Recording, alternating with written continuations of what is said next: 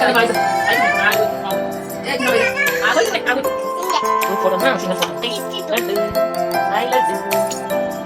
Colour ಮನೆ ಅದು colour ಚೆಂಡು ಅಕ್ಕ ಪಕ್ಕ ಮುಚ್ಚಬೇಕು ಚೆಂಡು ಸುತ್ತಲ ಹಾಕು. ಹಾಯ್ ನಮಸ್ಕಾರ ಎಲ್ರಿಗೂ, welcome back to another vlog. ಎಲ್ಲರೂ ಹೇಗಿದ್ದೀರಾ? ನೀವೆಲ್ಲ ಚೆನ್ನಾಗಿದ್ದೀರಾ ಅಂದ್ಕೊಂಡಿದ್ದೀನಿ. ಹಾಗೆ ನಾನು ಕೂಡ ತುಂಬಾ ಚೆನ್ನಾಗಿದ್ದೀನಿ. ಇವತ್ತು ನಾನು ಟಿಫನ್ನಿಗೆ ಅಂತ ಸೋಯಾ ಚಂಕ್ಸ್ ಪಲಾವ್ ಮಾಡ್ಕೊಂಡಿದ್ದೆ. ತುಂಬಾ ಟೇಸ್ಟಿಯಾಗಿ ಹೆಲ್ದಿಯಾಗಿ ತುಂಬ ರುಚಿಯಾಗಿತ್ತು. ಆ ರೆಸಿಪಿನ ನಾನಿವತ್ತು ನಿಮ್ಮ ಜೊತೆ ಶೇರ್ ಮಾಡ್ಕೋತಾ ಇದ್ದೀನಿ. ಒಂದು ಪಾತ್ರೆ ತೊಗೊಂಡು ನಮಗೆ ಎಷ್ಟು ಬೇಕು ಸೋಯಾ ಚಂಕ್ಸು ಅದನ್ನು ಸೇರಿಸ್ಕೊಂಡು ಸ್ವಲ್ಪ ಬಿಸಿನೀರು ಆ್ಯಡ್ ಮಾಡಿಕೊಂಡು ಒಂದು 10 ನಿಮಿಷ ನೆನೆಸೋದಕ್ಕೆ ಇಡ್ತಾ ಇದ್ದೀನಿ. ನಂತರ ಒಂದು ಮಿಕ್ಸಿ ಜಾರ್ಗೆ ಶುಂಠಿ, ಬೆಳ್ಳುಳ್ಳಿ, ಹಸಿರು ಮೆಣಸಿನ್ಕಾಯಿ, ಪುದೀನ, ಕೊತ್ತಂಬರಿ ಸೊಪ್ಪು, ಹಾಗೆ ಚಕ್ಕೆ, ಲವಂಗ, 1 ಇಂಚ್ ಆಗೋಷ್ಟು ಚಕ್ಕೆ, 4 ಲವಂಗ ಹಾಕ್ಕೊಂಡು ಇದನ್ನು ನುಣ್ಣಗೆ ಪೇಸ್ಟ್ ಥರ ರುಬ್ಕೋಬೇಕು. ನೋಡಿ ಈ ಥರ ರುಬ್ಕೊಂಡಿದ್ದೀನಿ ನಾನು, ಕಲರ್ಫುಲ್ಲಾಗಿ ಕಾಣಿಸ್ತಾ ಇದೆ. ನಂತರ ಸೋಯಾ ಚಂಕ್ಸ್ನ ಬಿಸಿನೀರಲ್ಲಿ ನೆನೆಸಿಟ್ಟಿದ್ದೀನಲ್ಲ ಅದನ್ನೆಲ್ಲ ಇಂಟ್ಕೋಬೇಕು ಚೆನ್ನಾಗಿ. ನೀರಿನ ಅಂಶ ಸ್ವಲ್ಪನೂ ಇರಬಾರ್ದು, ಆ ರೀತಿ ಇಂಟ್ಕೊಂಡು ಒಂದು ಪ್ಲೇಟ್ಗೆ ಎತ್ತಿಟ್ಕೋತಾ ಇದ್ದೀನಿ. ನಂತರ ಒಂದು ಬೌಲ್ ಒಳಗಡೆ ಈ ಸೋಯಾ ಚಂಕ್ಸ್ನೆಲ್ಲ ಸೇರಿಸ್ಕೊಂಡು ಇದ್ರ ಜೊತೆಗೆ ಒಂದು 100 ಗ್ರಾಮಷ್ಟು ಮೊಸರನ್ನ ಆ್ಯಡ್ ಮಾಡ್ತಾಯಿದ್ದೀನಿ. ಹಾಗೆ ನಾನು ರುಬ್ಬಿಟ್ಕೊಂಡಿರೋ ಮಸಾಲ ಕೂಡ ಇದ್ರೊಳಗಡೆ ಸೇರಿಸ್ಕೊಂಡು ಇದಕ್ಕೆ ನಾನಿವಾಗ 1.5 ಸ್ಪೂನ್ ಆಗೋಷ್ಟು ಧನಿಯಾ ಪುಡಿ, 1 ಸ್ಪೂನ್ ಆಗೋಷ್ಟು ಗರಂ ಮಸಾಲಾನ ಸೇರಿಸ್ಕೊಂಡು ಇದನ್ನೆಲ್ಲ ಮಿಕ್ಸ್ ಮಾಡ್ಕೊತಾ ಇದ್ದೀನಿ. ಚೆನ್ನಾಗಿ ಮಿಕ್ಸ್ ಆಗಬೇಕು. ಒಂದೊಂದು ಸೋಯಾ ಚಂಕ್ಸ್ಗೂ ಕೂಡ ಮಸಾಲೆ ಎಲ್ಲ ಚೆನ್ನಾಗಿ ನೆಂದ್ಕೊಳ್ಳೋ ರೀತಿ, ಹೊಂದ್ಕೊಳ್ಳೋ ರೀತಿ ಇದನ್ನು ಚೆನ್ನಾಗಿ ಮಿಕ್ಸ್ ಮಾಡ್ಕೊತಾ ಇದ್ದೀನಿ. ಇದನ್ನು ಒಂದು 10 ನಿಮಿಷ ಮುಚ್ಚಿ ಎತ್ತಿಟ್ರೆ ಇದು ಸೋಯಾ ಚಂಕ್ಸ್ ಎಲ್ಲ ಚೆನ್ನಾಗಿ ಮ್ಯಾರಿನೇಟ್ ಆಗುತ್ತೆ. ಅದು ಒಂದೊಂದು ಸೋಯಾ ಚಂಕ್ಸ್ಗೂ ಕೂಡ ಮಸಾಲೆ ಎಲ್ಲ ಚೆನ್ನಾಗಿ ಇಳ್ಕೊಳ್ಳುತ್ತೆ.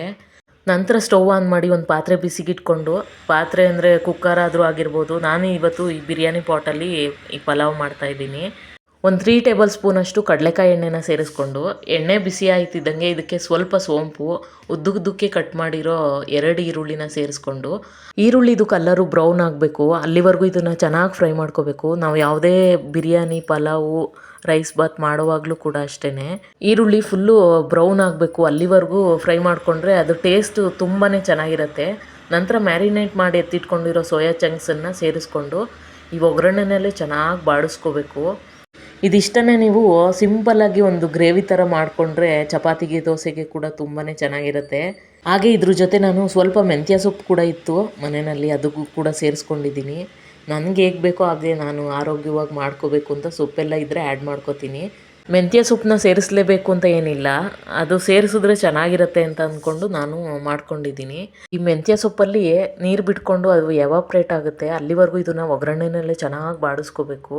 ನಂತರ ಇದಕ್ಕೆ ನಾವು ಅಕ್ಕಿ ಎಷ್ಟು ತೊಗೊಂಡಿರ್ತೀವಿ ಅದು 2ರಷ್ಟು ನೀರನ್ನ ಸೇರಿಸ್ಕೊಂಡು, ಬಿಸಿನೀರನ್ನೇ ಸೇರಿಸ್ಕೊಂಡಿದ್ದೀನಿ. ಇದು ಚೆನ್ನಾಗಿ ಕುದಿಯೋವಾಗ ನೆನೆಸಿಟ್ಟಿರೋ ಅಕ್ಕಿನ ಸೇರಿಸಿ 20 ನಿಮಿಷ ಕಾಲ ನೆನೆಸಿಟ್ಟಿದ್ದೀನಿ. ಅಕ್ಕಿನ ಸೇರಿಸ್ಕೊಂಡು 1 ಕ್ಯಾಪ್ಸಿಕಮ್, 1 ಟೊಮೆಟೊ, ರುಚಿಗೆ ತಕ್ಕಷ್ಟು ಉಪ್ಪು, ಒಂದು 2 ಸ್ಪೂನ್ ಆಗೋಷ್ಟು ತುಪ್ಪ, ಇದಿಷ್ಟನ್ನು ಸೇರಿಸ್ಕೊಂಡು ಚೆನ್ನಾಗಿ ಮಿಕ್ಸ್ ಮಾಡ್ಕೋಬೇಕು. ಈ ಪಲಾವ್ಗೆ, ರೈಸ್ ಬಾತ್ಗೆ, ಬಿರಿಯಾನಿಗೆ ಇದಕ್ಕೆಲ್ಲನೂ ಅಷ್ಟೇ ಲಾಸ್ಟಲ್ಲಿ ತುಪ್ಪ ಆ್ಯಡ್ ಮಾಡ್ಕೊಂಡ್ರಂತೂ ಅದ್ರ ಟೇಸ್ಟ್ ನೆಕ್ಸ್ಟ್ ಲೆವೆಲ್ ಅಂತಲೇ ಹೇಳ್ಬೋದು. ತುಂಬಾ ಟೇಸ್ಟಿಯಾಗಿರುತ್ತೆ. ಅಕ್ಕಿ ಹಾಕಿದ್ದೀವಲ್ಲ, ಬೆಂದ್ಕೊಳ್ತಾ ನೀರೆಲ್ಲ ಕಡಿಮೆ ಆಗುತ್ತೆ. ಲಿಡ್ನ ಓಪನ್ ಮಾಡಿ ಒಂದು 2-3 ಸಲ ಇದನ್ನು ತಿರುಗಿಸ್ಕೊತಾ ಇರಬೇಕು. ಅಕ್ಕಿ ಬೆಂದ್ಕೊಳ್ತಾ ನೀರಿನ ಅಂಶ ಎಲ್ಲ ಕಡಿಮೆ ಆಗುತ್ತೆ. ಅಲ್ಲಿವರೆಗೆ ನಾವು ಇದನ್ನು ನಿಧಾನಕ್ಕೆ ಅವಾಗವಾಗ ತಿರುಗಿಸ್ಕೊತಾ ಇರಬೇಕು. ಫುಲ್ಲು ನೀರು ಕಡಿಮೆ ಆದಮೇಲೆ ಒಂದು 10 ನಿಮಿಷ ಲೋ ಫ್ಲೇಮ್ನಲ್ಲಿ ಅರಳೋದಕ್ಕೆ ಬಿಡಬೇಕು. ಸ್ಟವ್ ಆಫ್ ಮಾಡಿದ ಮೇಲೆ ಕೂಡ ಒಂದು 10 ನಿಮಿಷ ಹಾಗೆ ಬಿಟ್ಬಿಡ್ಬೇಕು. ಅದನ್ನು ತಕ್ಷಣ ಲಿಡ್ನ ಓಪನ್ ಮಾಡಿ ತಿರುಗಿಸ್ಕೊಳ್ಳೋದಕ್ಕೆ ಹೋಗಬಾರ್ದು. ಒಂದು 10 ನಿಮಿಷ ಆದಮೇಲೆ ಈ ರೀತಿ ನಿಧಾನಕ್ಕೆ ತಿರುಗಿಸ್ಕೊಂಡ್ರೆ ನೋಡಿ ಎಷ್ಟು ಉದುದ್ರಾಗಿ ಬಂದಿದೆ. ತುಂಬ ಟೇಸ್ಟಿಯಾಗಿರುತ್ತೆ. ಅದರಲ್ಲೂ ಈ ಬಿರಿಯಾನಿ ಪಾಟಲ್ಲಂತೂ ಪಲಾವು, ರೈಸ್ ಬಾತು ಅಥವಾ ಏನಾದರೂ ನಾವು ಮಾಡಿದ್ರೆ ಕುಕ್ಕರಲ್ಲಿ ಮಾಡ್ಕೊಂಡು ತಿನ್ನೋದಕ್ಕಿಂತ ಈಗ ಮಾಡ್ಕೊಂಡು ತಿನ್ನೋದು ತುಂಬಾ ರುಚಿಯಾಗಿರುತ್ತೆ. ಒಂದು ಸಲ ತಿಂದರೂ ಕೂಡ ಮತ್ತೆ ಇನ್ನೊಂದು ಸಲ ತಿನ್ನಬೇಕು ಅಂತ ಅನಿಸ್ತಾ ಇರುತ್ತೆ, ಅಷ್ಟು ರುಚಿಯಾಗಿರುತ್ತೆ. ಇದಕ್ಕೆ ಮೆಂತ್ಯ ಸೊಪ್ಪು ಮತ್ತು ಸೋಯಾ ಚಂಕ್ಸ್ ಎರಡನ್ನೂ ಹಾಕಿರೋದ್ರಿಂದ ಮಕ್ಕಳಿಂದ ಹಿಡಿದು ವಯಸ್ಸಾಗಿರೋರ್ವರೆಗೂ ಯಾರು ಬೇಕಾದ್ರೂ ತಿನ್ಬೋದು. ಹಾಗೆ ಡಯಾಬಿಟಿಸ್ ಇರೋರು ಕೂಡ ಇದನ್ನು ಮಾಡ್ಕೊಂಡು ತಿನ್ಬೋದು. ಯಾಕಂದರೆ ಈ ಸೋಯಾ ಚಂಕ್ಸಲ್ಲಿ ತುಂಬಾ ಪ್ರೋಟೀನ್ ಇರುತ್ತೆ. ಹಾಗೆ ಮೆಂತ್ಯ ಸೊಪ್ಪು ಕೂಡ ಲೋ ಕ್ಯಾಲರಿ ಇರುತ್ತೆ. ಡಯಾಬಿಟಿಸ್ ಇರೋರಿಗೆ ತುಂಬಾ ಒಳ್ಳೆಯದು. ತುಂಬ ರುಚಿಯಾಗುತ್ತೆ. ನಾನು ಮಾಡಿರೋ ಥರ ಒಂದು ಸಲ ಟ್ರೈ ಮಾಡಿ ನೋಡಿ, ಯಾವ ಥರ ಬರುತ್ತೆ ಅಂತ ಕಮೆಂಟ್ ಮಾಡಿ ತಿಳಿಸಿ. ಟೋಪಿ ತೆಗಿ, ಏನು ಕಪ್ಪುಂದು ಹಾಕೊಂಡಿದ್ಯಾ ಟೋಪಿ? ಶ್ರೀಮಾ ತೆಗಿ, ಹಂಗೆಲ್ಲ ಹಾಕೊಂಬಾರ್ದು. ಹೆಂಗಿದೆ ಟೇಸ್ಟು? ಸುಮಾರಾಗಿದೆ. ಅವತ್ತು ಸೋಯಾಬೀನ್ ತಿನ್ಲಿಲ್ವಲ್ಲ ರೀ, ಮ್ಯಾರಿನೇಟ್ ಮಾಡಿರೋದು ಇವತ್ತು. ಅವತ್ತು ಅಂದರೆ ಗ್ರೇವಿ ಥರ ಮಾಡಿದ್ದಲ್ಲ, ಬರೀ ಅದನ್ನೇ ತಿನ್ನೋಕ್ಕಾಗಲಿಲ್ಲ. ಹಿಂಗಿದ್ರೆ ತಿನ್ಬೋದು. ನನಗೆ ಅದು ತಿನ್ನೋಕ್ಕಾಗಲಿಲ್ಲ ಅಷ್ಟೇ. ಚೆನ್ನಾಗಿತ್ತು, ಇದು ಚೆನ್ನಾಗಿತ್ತು. ಅಲ್ಲೋಡು ತಿನ್ನೋಗು, ದೊಡ್ಡಮ್ಮ ತಿನ್ನೋಗು ಮನೆ. ಆಯ್ತು, ಊಟ ಕೊಡ್ತೀನಿ ಬಾ. ಫ್ರೆಶ್ ಅಪ್ ಆಗಿ ಟಿಫನ್ ಎಲ್ಲ ಮುಗಿಸ್ಕೊಂಡು ಹಾಸ್ಪಿಟಲ್ಗೆ ಬಂದ್ವಿ. ನಮ್ಮ ಲಡ್ಡುಮಗೆ ವ್ಯಾಕ್ಸಿನೇಷನ್ ಇತ್ತು 1.5 ವರ್ಷದ್ದು. ಅದನ್ನು ಹಾಕ್ಸೋಣ ಅಂತ ಬಂದಿದ್ವಿ ಹಾಸ್ಪಿಟಲ್ಗೆ. ನನಗಂತೂ ತುಂಬಾ ಭಯ ಆಗ್ತಾಯಿತ್ತು. ಯಾಕಂದರೆ 2 ಇಂಜೆಕ್ಷನ್ ಕೊಡ್ತಾರೆ. ಆ ಸೂಜಿ ನೋಡಬೇಕು ಎಷ್ಟು ದಪ್ಪ ಇರುತ್ತೆ ಸೂಜಿ ಅಂತಂದರೆ. ನಾನು ಅವ್ರನ್ನ ಕೇಳೇ ಬಿಟ್ಟೆ, ಮಕ್ಳಿಗೆ ಕೊಡೋ ಸೂಜಿ ಇಷ್ಟು ದಪ್ಪ ಇರುತ್ತಲ್ಲ, ನೋವಾಗಲ್ವ ಅವ್ರಿಗೆ ಅಂತ. ಅವ್ರು ಹೇಳಿದ್ರು ಇಷ್ಟು ಮಜಲ್ ಒಳಗಡೆನೇ ಹೋಗಿ ಅದು ಇಂಜೆಕ್ಟ್ ಮಾಡಬೇಕು ನಾವು ಅದನ್ನು ಅಂತ ಹೇಳಿದ್ರು. ಇಲ್ಲ ಬಿಡು, ಕೊಟ್ಬಿಡ. ಹೊಡಿಯರು ಬರ್ರವ ದುಡ್ಡು ಪ್ಯಾಕ್ ಮಾಡ್ಕೊಂಡು ಹೋಗ್ತಾರೆ ನಿನ್ನ ಬೆಳಗ್ಗೆ ಹೊಡೆದು ಕಳ್ಸ. ಯಾಕೆ ತಿಂತಿದ್ಯಾ? ಆಯ್ತು ಆಯ್ತು ಆಯ್ತು ಆಗೋಯ್ತು ಆಗೋಯ್ತು ಆಗೋಯ್ತು ಆಗೋಯ್ತು ಮತ್ತೆ ಆಯ್ತು ಆಯ್ತು ಆಯ್ತು ಬಿಡು. ಆಯ್ತು ಆಯ್ತು ಅದು ಹೆಂಗೆ ತಿಳ್ಕೊಂಡು ಆಯ್ತು, ಅದು ಯಾವುದಿಲ್ಲ ಇದು ಆಯ್ತು ಆಯ್ತು ಇರು ಕದವ ಆಯ್ತು. ಆಯ್ತು ಆಯ್ತು ಆಯ್ತು. ಇಲ್ಲ ಬಿಡು, ಉಜ್ಬೇಕಾ? ಆಮೇಲೆ ಈಗ ಬೇಡ. ಯಾವಾಗಲೂ ಅಷ್ಟೇ ವ್ಯಾಕ್ಸಿನೇಷನ್ ಹಾಕಿಸ್ಕೊಂಡು ಮನೆಗೆ ಬರ್ತೀವಲ್ಲ, ಅವತ್ತಿನ ದಿನ ಅಂತೂ ತುಂಬಾ ಭಯ ಆಗ್ತಾ ಇರುತ್ತೆ. ಆ ಟೈಮಲ್ಲೆಲ್ಲ ಮಕ್ಳನ್ನ ಸುಧಾರಿಸೋದಂತೂ ತುಂಬಾ ಕಷ್ಟ.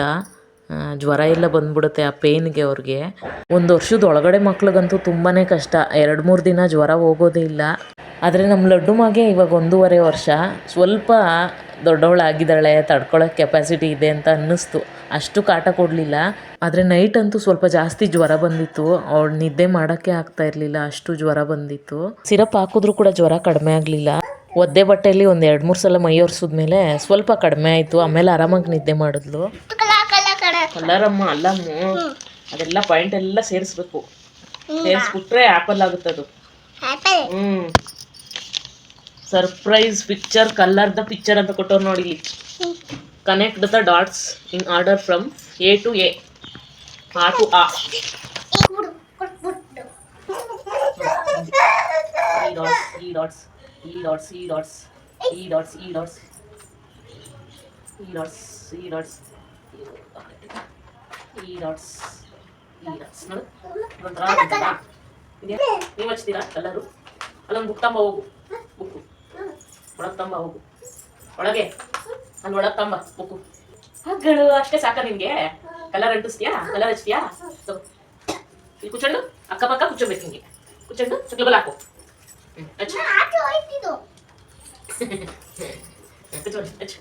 ಹಚ್ಚು ಹಚ್ಚು ಹಚ್ಚು. ಬರೀ ಯಾವ ಕಲರ್ ಮನೆ ಅದು? Colour green colour, blue blue colour, blue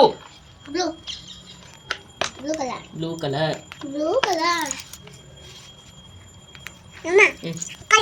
colour ಯಾವ ಕಲರ್? ಚಕ್ಲಿ ಹಾಕು, ಚಕ್ಲಿ ಹಾಕು. ನಿಜಾಣ ಕಲರ್ ಹಚ್ಚು, ಹಚ್ಚು ಕಲರ್ ಹಚ್ಚು ಮನೆ. ನೀಟಾಗಿ ಹಚ್ಚು ಒಂದು ಕಡೆಯಿಂದ. ಇವರಿಬ್ಬರು ಮಕ್ಕಳು ನಮ್ಮ ಲೈಫಿಗೆ ಬಂದಮೇಲಂತೂ ದಿನಗಳು ಯಾವ ರೀತಿ ಕಳೀತಾ ಇದೆ ಅಂತಲೇ ಗೊತ್ತಾಗ್ತಾ ಇಲ್ಲ. ಇವರನ್ನು ನೋಡ್ಕೊಳ್ಳೋದ್ರಲ್ಲೇ ದಿನಪೂರ್ತಿ ಕಳೆದೋಗಿರುತ್ತೆ. ಮುಂಚೆ ಆದರೆ ಒಂದು 2 ಗಂಟೆ ಕಾಲನಾದರೂ ಫ್ರೀ ಮಾಡ್ಕೋತಾ ಇದ್ದೆ. ಸಿರಿಮಾ ಸ್ಕೂಲ್ಗೆ ಹೋಗೋದಕ್ಕೆ ಸ್ಟಾರ್ಟ್ ಆದಮೇಲಂತೂ ಸ್ವಲ್ಪ ಜಾಸ್ತಿ ಕೆಲಸನೇ ಇವಾಗ. ಈವ್ನಿಂಗ್ ಟೈಮಲ್ಲಂತೂ ಅವ್ರ ಜೊತೆ ಸ್ಪೆಂಡ್ ಮಾಡೋದೇ ಆಗುತ್ತೆ. ಸಾಧ್ಯವಾದಷ್ಟು ನಾನು ಇವ್ರ ಜೊತೆನೇ ಟೈಮ್ ಸ್ಪೆಂಡ್ ಮಾಡ್ತೀನಿ. ಅದೇ ಒಂಥರ ಚೆನ್ನಾಗಿರುತ್ತೆ. ಮಕ್ಕಳು ಸ್ವಲ್ಪ ದೊಡ್ಡವರಾಗ್ತಿದ್ದಂಗೆ ಅವರು ಕೂಡ ಬ್ಯುಸಿ ಆಗಿಬಿಡ್ತಾರೆ, ನಾವು ಕೂಡ ಬ್ಯುಸಿ ಆಗಿಬಿಡ್ತೀವಿ. ಈ ಬಾಲ್ಯದ ದಿನಗಳಲ್ಲೇ ಅಲ್ವಾ ನಮಗೂ ಅವ್ರಿಗೂ ಕನೆಕ್ಷನ್ ಜಾಸ್ತಿ ಆಗೋದು. ನಮ್ಮ ಅವಶ್ಯಕತೆ ಅಂತೂ ತುಂಬಾ ಇರುತ್ತೆ ಅಲ್ವಾ ಅವ್ರಿಗೆ. ಹಂಗಾಗಿ ಜಾಸ್ತಿ ಟೈಮ್ ಅವ್ರ ಜೊತೆನೇ ಸ್ಪೆಂಡ್ ಮಾಡ್ತೀನಿ ನಾನು. ಮನೆಗೆ ಗ್ರಾಸರೀಸ್ ಎಲ್ಲ ಬೇಕಾಗಿತ್ತು. ಹಸ್ಬೆಂಡ್ ಸ್ವಲ್ಪ ಬ್ಯುಸಿ ಇದ್ದಿದ್ದರಿಂದ ನನಗೆ ಅವರು ತಂದುಕೊಡೋಕ್ಕಾಗಲಿಲ್ಲ. ಹಂಗಾಗಿ ನಾನು ಆನ್ಲೈನಲ್ಲೇ ಬುಕ್ ಮಾಡಿಕೊಂಡೆ. ಫ್ಲಿಪ್ಕಾರ್ಟ್ ಮಿನಿಟ್ಸಲ್ಲಿ ಒಂದು 15 ನಿಮಿಷಕ್ಕೆಲ್ಲ ಮನೆಗೆ ತೊಗೊಂಬಂದು ಕೊಟ್ಟರು. ರೇಟೆಲ್ಲ ನೋಡಿದಾಗ ನಾನು ಅಷ್ಟೇನು ಡಿಫ್ರೆನ್ಸ್ ಅಂತ ಅನಿಸ್ಲಿಲ್ಲ. ಈ ಸಲ ನಾನು ಕುಕ್ಕಿಂಗ್ ಆಯಿಲ್ನ ಚೇಂಜ್ ಮಾಡಿಕೊಂಡೆ. Unrefined cold pressed groundnut oil ಅಂದರೆ ಕಡಲೆಕಾಯಿ ಎಣ್ಣೆನ ತರಿಸ್ಕೊಂಡಿದ್ದೀನಿ. ಮುಂಚೆಯಿಂದನೂ ಕುಕ್ಕಿಂಗ್ ಆಯಿಲ್ನ ಚೇಂಜ್ ಮಾಡಬೇಕಲ್ಲ ಅಂತ ಅಂದ್ಕೋತಾ ಇದ್ದೆ. ಬಟ್ ಇವಾಗ ಕಾಲ ಕೂಡ ಬಂತು. ಟಾಟಾ ಸಿಂಪ್ಲಿ ಬೆಟರ್ ಕಂಪ್ನಿ ಕಡೆಯಿಂದ ತರಿಸ್ಕೊಂಡಿರೋದು. ಬೆಟರಾಗೇ ಇದೆ. ಯಾಕೆಂದರೆ ಇದ್ರ ರೇಟು ಕೂಡ ಅಷ್ಟೊಂದು ಜಾಸ್ತಿನೂ ಇಲ್ಲ ಕಡಿಮೆನೂ ಇಲ್ಲ. ಇದ್ರ ಜೊತೆಗೇ ಒಂದು ಅರ್ಧ ಲೀಟ್ರ್ ಆಗೋಷ್ಟು ಸಾಸಿವೆ ಎಣ್ಣೆ ಕೂಡ ತರಿಸ್ಕೊಂಡಿದ್ದೀನಿ. ಈ ಸಾಂಬಾರುಗಳಿಗೆಲ್ಲ ಲಾಸ್ಟಲ್ಲಿ ಒಗ್ಗರಣೆ ಮಾಡ್ತೀವಲ್ಲ, ಅದಕ್ಕೆ ಯೂಸ್ ಮಾಡಿದ್ರೆ ಈ ಸಾಸಿವೆ ಎಣ್ಣೆನ ತುಂಬ ಒಳ್ಳೆಯದು. ಜೀರ್ಣಕ್ರಿಯೆ ಅಂತೂ ತುಂಬಾ ಚೆನ್ನಾಗಿರುತ್ತೆ. ಇನ್ನು ಉಳಿದಿದ್ದೆಲ್ಲ ಮನೆಗೆ ಏನೇನು ಬೇಕು, ಬೇಳೆಕಾಳುಗಳು, ಸೋಪ್ ಪೌಡ್ರು, ಟೂತ್ ಪೇಸ್ಟು, ಅದೇ ರೀತಿ ಒಂದು ತಿಂಗಳಿಗೆ ಯಾವ್ದ್ಯಾವ್ದು ಯೂಸ್ ಮಾಡ್ತೀನಿ, ಎಷ್ಟು ಖಾಲಿ ಆಗುತ್ತೆ ಅಂತ ಗೊತ್ತಾಗುತ್ತೆ ನನಗೆ. ಹಂಗಾಗಿ ಅದಷ್ಟು ತರಿಸಿಟ್ಕೊಂಬಿಡ್ತೀನಿ. ತಲೆನೋವು ಇರೋದಿಲ್ಲ, ಇದಿಲ್ಲ ಅದಿಲ್ಲ ಅಂತ ಯಾವಾಗಲೂ ಹೇಳ್ಬೇಡ ಅಂತ ಹೇಳ್ತಾ ಇರ್ತಾರೆ ಹಸ್ಬೆಂಡು. ಹಂಗಾಗಿ ಒಂದೇ ಸಲ ತರಿಸಿಟ್ಕೊಂಬಿಡ್ತೀನಿ. ಒಂದು ಕಡೆಯಿಂದ ನೋಡಿದ್ರೆ ಈ ಆನ್ಲೈನ್ ಶಾಪಿಂಗೇ ಬೆಟರ್ ಅಂತ ಅನಿಸುತ್ತೆ. ಯಾಕಂದರೆ ನಮಗೇನು ಬೇಕೋ ಅದನ್ನು ಮಾತ್ರ ನಾವು ಆರ್ಡ್ರ್ ಮಾಡ್ಕೋತೀವಿ, ತರಿಸ್ಕೋತೀವಿ. ಅದೇ ಅಂಗಡಿಗೆ ಹೋಗಿ ನಾವು ತೊಗೋಬೇಕು ಅಂತ ಅಂದಾಗ ನಮ್ಮ ಕಣ್ಣಿಗೆ ಏನೇನು ಬೀಳುತ್ತೋ ಅದನ್ನೆಲ್ಲ ತೊಗೋಬೇಕು ಅನಿಸುತ್ತೆ. ನಾವು ಅಮೌಂಟ್ ಎಷ್ಟು ತೊಗೊಂಡೋಗಿರ್ತೀವಿ ಅದಕ್ಕಿಂತ ಜಾಸ್ತಿನೇ ಬಿಲ್ ಮಾಡಿರ್ತೀವಿ. ಹಾಗಾಗಿ ನನಗೆ ಈ ಆನ್ಲೈನ್ ಶಾಪಿಂಗೇ ಬೆಟರ್ ಅಂತ ಅನ್ಸೋದಕ್ಕೆ ಶುರುವಾಗಿದೆ. ಮೇಯ್ನಾಗಿ ಏನು ಅಂತಂದರೆ ಅದು ಪ್ರೈಸ್ ರೇಟ್ ಎಷ್ಟಿದೆ. ನಾವಿವಾಗ ಆಫ್ಲೈನಲ್ಲಿ ತೊಗೊಂಡಾಗ ಬಿಲ್ ಕೊಡ್ತಾರೆ. ಆ ಬಿಲ್ಲನ್ನು ನೋಡಿಕೊಂಡು ನಾವು ಬುಕ್ ಮಾಡೋವಾಗ ಯಾವುದು ಎಷ್ಟು ಪ್ರೈಸ್ ಇದೆ ಅಂತ ಡಿಫ್ರೆನ್ಸ್ ನೋಡಿಕೊಂಡ್ರೆ ಗೊತ್ತಾಗುತ್ತೆ. ಪ್ರೈಸ್ ರೇಟ್ ಎಲ್ಲ ಅಷ್ಟೊಂದು ಡಿಫ್ರೆನ್ಸ್ ಅಂತ ಅನಿಸ್ಲಿಲ್ಲ. ಇನ್ನೂ ಕೆಲವೊಂದು ಸಲ ಆಫರ್ ಇದ್ದಾಗಲಂತೂ ಕೆಲವೊಂದು ಆಫ್ಲೈನ್ಗಿಂತ ನಮಗೆ ಕಡಿಮೆನೇ ಬೆಲೆಗೆ ಆನ್ಲೈನಲ್ಲಿ ಸಿಗುತ್ತೆ. ಮೇಯ್ನಾಗಿ ಎಕ್ಸ್ಪೈರಿ ಡೇಟು ಕೂಡ ಮೆನ್ಷನ್ ಮಾಡಿರ್ತಾರೆ. ಆರಾಮ್ಸೆ ನೋಡಿಕೊಂಡು ತೊಗೋಬೋದು. ನಿಮ್ಗಳಿಗೆಲ್ಲ ಯಾವುದು ಬೆಟರ್ ಅನಿಸುತ್ತೆ, ಆನ್ಲೈನ್ ಶಾಪಿಂಗಾ ಆಫ್ಲೈನ್ ಶಾಪಿಂಗಾ? ಕಮೆಂಟ್ ಬಾಕ್ಸಲ್ಲಿ ತಿಳಿಸಿ ಅಂತ ಹೇಳ್ತಾ, ಈ ವಿಡಿಯೋ ನಿಮ್ಮೆಲ್ರಿಗೂ ಇಷ್ಟ ಆಗಿದೆ, ಯೂಸ್ಫುಲ್ ಆಗಿದೆ ಅಂದ್ಕೊಂಡು ಈ ವಿಡಿಯೋನ ಇಲ್ಲಿಗೆ ಎಂಡ್ ಮಾಡ್ತಾ ಇದ್ದೀನಿ. ಇಷ್ಟ ಆದರೆ ಪ್ಲೀಸ್ ಲೈಕ್ ಮಾಡಿ, ಶೇರ್ ಮಾಡಿ, ಸಬ್ಸ್ಕ್ರೈಬ್ ಮಾಡಿ. ಹೊಸಬ್ರು ಯಾರಾದರೂ ನೋಡ್ತಾ ಇದ್ದರೆ ಪ್ಲೀಸ್ ಸಬ್ಸ್ಕ್ರೈಬ್ ಮಾಡ್ಕೊಂಡು ನೋಡಿ. ನೀವು ಸಬ್ಸ್ಕ್ರೈಬ್ ಮಾಡಿ ಪಕ್ಕದಲ್ಲಿರೋ ಬೆಲ್ಲೈಕೋನ್ನ ಕ್ಲಿಕ್ ಮಾಡೋದ್ರಿಂದ ನನ್ನ ಪ್ರತಿ ವಿಡಿಯೋ ನೋಟಿಫಿಕೇಷನ್ನು ನಿಮ್ಮ ಫೋನಿಗೆ ಬರುತ್ತೆ. ನೆಕ್ಸ್ಟ್ ವಿಡಿಯೋದಲ್ಲಿ ಸಿಗ್ತೀನಿ. ಅಲ್ಲಿವರೆಗೆ ಥ್ಯಾಂಕ್ಸ್ ಫಾರ್ ವಾಚಿಂಗ್.